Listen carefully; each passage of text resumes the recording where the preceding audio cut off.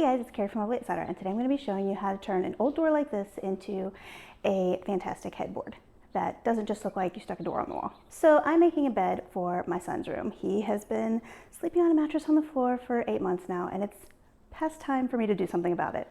I'll be making a separate video that walks you step by step through making a really nice wooden bed frame just using basic lumber. But for today, it's all about the headboard. So I found this headboard at the Habitat for Humanity Restore, which is a great place to get old stuff, building supplies, all kinds of stuff for your projects. As I was walking along, it really caught my eye. First of all, I just really love this color, and whether it's in style or not, I'm always gonna have a thing for chippy paint. It just makes my vintage loving soul happy. So I gravitated right to it. I think this style of door is perfect for creating headboards or any other kind of furniture because the way these panels are designed, it makes it look like a real piece of paneled furniture rather than a more traditional door shape, which just always looks like a door. So even though this paint color is what initially drew me to the door, upon closer inspection, I'm not totally sure that this is really gonna work for a headboard. It's really dirty and scratched up, and some of it's in a cute way that's all nice and chippy, and some of it is not in a cute way. So my plan is to strip the other side and then decide from there what I wanna do with this headboard. Because sometimes the hardest part of a furniture makeover, I know I'm not the only one that feels this way, is deciding exactly which idea you're gonna go with and which finish is gonna be best. So if you've never stripped paint from furniture before, it can seem really intimidating and messy, and it is messy, but it's not hard. And there's definitely something very satisfying about watching all that old paint slide right off. So I'm using Citrus Strip, and it is a chemical stripper, but it's not quite as bad as other chemical strippers. And it doesn't smell quite as bad, but you still need good ventilation. It's best practice to wear gloves and a mask. So you start off by cleaning your door or your furniture, whatever you're working on, just to get all the dust and junk off.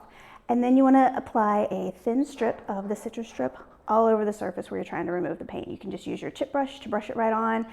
And once it's on, you wanna cover the whole thing with plastic wrap, which I know seems weird, but it helps keep the Citrus Strip from drying out so that it can really work and get all that paint nice and loose.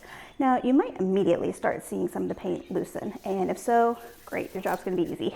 But you wanna give it at least half an hour. I usually try to give it about an hour just so I can make sure it's really done all its work. So after about an hour, come back, peel off your plastic wrap, and just gently glide your scraper along the surface. You shouldn't need to dig in or gouge. It might take a tiny bit of pressure, but nothing crazy. If it's not gliding across the surface, put the plastic wrap back on and give it a little more time. So like I said, for my door, there was many layers of paint. I counted at least 5. So I ended up doing 3 separate applications of Citrus Strip. I would apply it, scrape it off, apply it, scrape it off, apply it, scrape it off. But in the end, it cleaned up pretty well. So after your final application of Citrus Strip, you're gonna come back with mineral spirits and a stripping pad. And a stripping pad is kind of like a Brillo pad you use for dishes, but for furniture. You're gonna apply mineral spirits and use your stripping pad just to scrape off any final loose paint, but also the Citrus Strip can kind of leave a sticky, gunky kind of a film, and that's what you're using the mineral spirits to remove. And in the end, it shouldn't feel sticky at all. It should not look wet or oily, nice and dry, and that's when you know that you're ready to move on to the next step. First, I am going to make a couple of quick modifications to my door. Even though it's already been cut down and it's not super long, it's about the height we need. There's a few things about it that are weird. One, up here, we've got this, they cut it at a really strange place, so there's a groove here that should really be off. So I'm just gonna snap that off. And then the other issue is this top is a lot narrower than the strip at the bottom. So I just wanna even things up and make it more symmetric. Okay, so when it comes to figuring out how wide your door should be, there's a couple of things you need to consider. First of all, of course, what size bed are you trying to make a headboard for? Second of all, you need to think about whether or not you're gonna add any wood to the sides. So I'm gonna add 2x2s to each side of my headboard that are gonna continue to the floor to act as legs.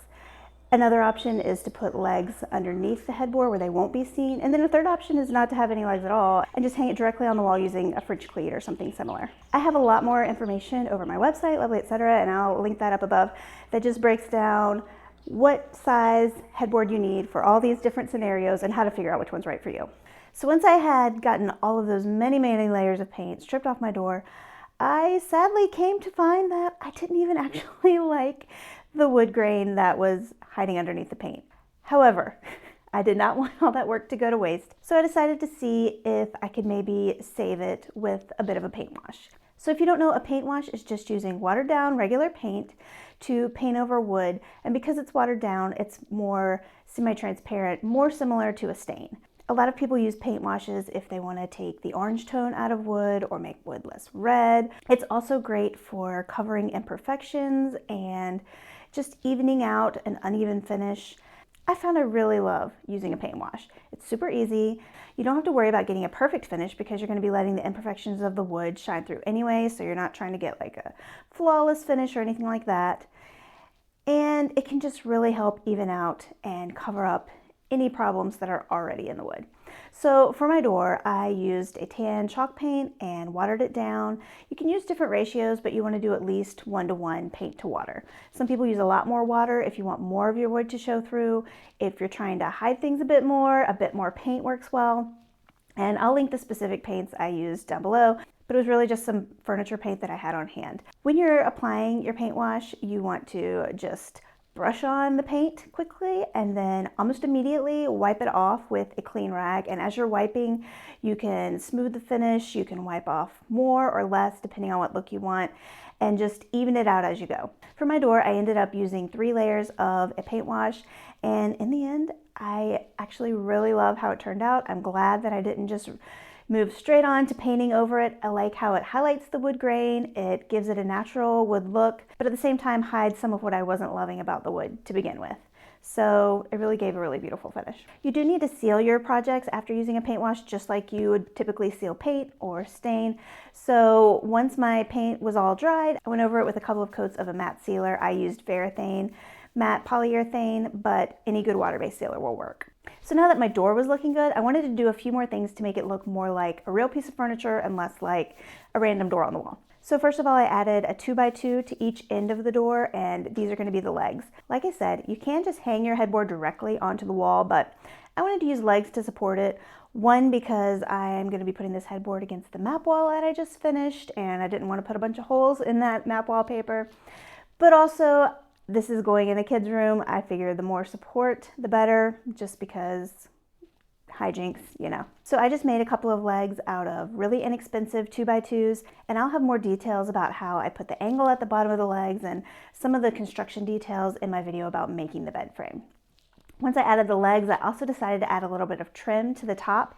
So I put a simple 1x4 across the top, and for the 2x2s and the 1x4, I used really cheap furring strip lumber. It's only a couple bucks a board. And yes, I had to sand them like crazy to get any kind of a smooth surface, but it's a good way to save money. And then I also added a nice piece of molding underneath that 1x4 to bring it all together. I cut the molding at an angle on each end to give it a little extra detail, and then made my 1x4 slightly longer.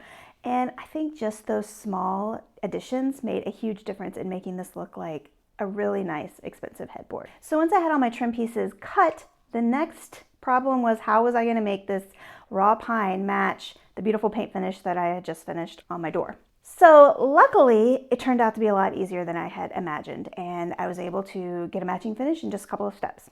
So first, I gave all of my raw wood a coat of a medium brown water-based stain. So you want to make sure you use a water-based stain so that you can just keep this project moving. You can put a water-based paint over an oil-based stain, but if you're going to be mixing products like that, you have to wait usually 72 hours in between, and I really didn't want to do that. Once that had dried, I just went over it with the same paint wash that I had used on the headboard. In this case, I only needed to do 2 coats to get a matching finish, but when you're trying to match 2 different kinds of wood together, you can kind of play around with how much water, if you need to add maybe a different tone of paint. Luckily in my case, I didn't really have to change anything, and I am really happy with how it turned out. I think it matches really well, and definitely going to keep this finish in mind for the future whenever I am building things with pine, because just like it helped to elevate the look of the utilitarian door, it also really helped cover up some of the imperfections that pine tends to have. So I'm really pleased with how it turned out.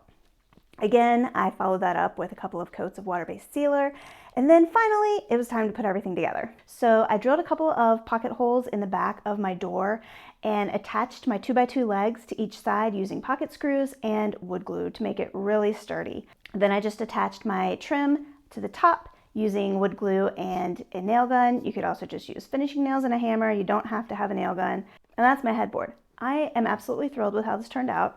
I was drawn to this door to begin with because of its chippy green color, and in the end that has absolutely nothing to do with how it turned out. But like any project, things evolve throughout the process, and in the end I absolutely love how this headboard turned out. I think it looks like a gorgeous, expensive piece of furniture when in reality it was just made from a $20 door and some really inexpensive trim, and that's always a win in my book. And I'll be sharing a video soon all about how I built the bed frame that I'm using with this headboard. You can use the two together, but the bed frame also works really well on its own or with any other type of headboard, so keep an eye out for that.